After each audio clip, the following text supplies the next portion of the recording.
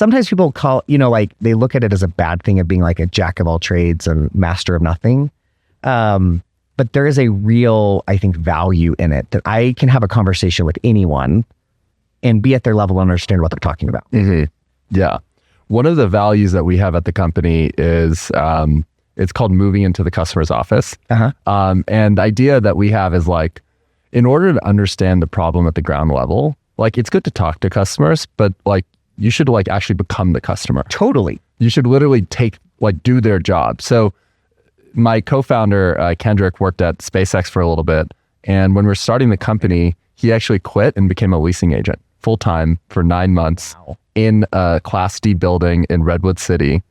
And for 9 months, lived at this Class D building, like was a leasing agent, did all the work, understood everything so granularly that now when we're building product and he gets it. Yeah. He gets it. We ran a property management company before this. So we operated at the lowest level of detail, even as we build out our go-to-market function, right? Like our sales leader is like, we're building out the team, but he is like in the lowest level of detail because like for him to understand who we need to hire, how do we expand the team? Well, you can't do that here. No. You can't do that. And that's what makes you probably... If you can't get down to that level, you don't really know what's understanding. And that's where I find that leaders end up getting viewed as very detached from the business because like, you don't know what I'm doing. Like you don't get it. And if you can have that, then that's where you actually can connect with the employee. There's empathy, there's understanding, or the customer I totally agree. And it's really hard though, right? Because I find myself, I'd be dishonest to say like that I'm like, I think I'm better thinking, because I think a lot and strategy and like understanding and seeing how this will all evolve in ways that people don't see it. I think I'm better at it, but I find it so difficult. Like because I think it's exactly what you're saying. Any great leader needs to balance many paradoxes, right? You need to both be at the highest level and you need to be at the lowest level. You need to be a hyper optimist and you need to be hyper skeptical and understand the brutal facts of reality. Right. How do you like balance? I mean, for you, I can understand it because you started as an account manager. You saw every aspect of the business. You've been there for nearly 2 decades. Like as a founder or leader, you probably saw the founders do this in some ways. I don't know if they were good at that or bad at that.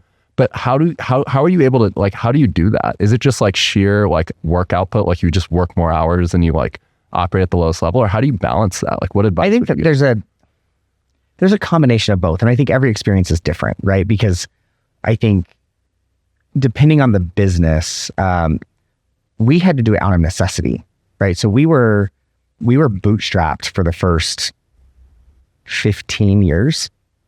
So there wasn't an option to hire people to do those things, right? Like we did it and it was long hours. So the only way to do it was like, in order to get all of this done, we're gonna have to work 18 hours today, right? And so I think that happened kind of organically. And I don't know that it was a conscious decision to do it, but I think it led to the experience and having it.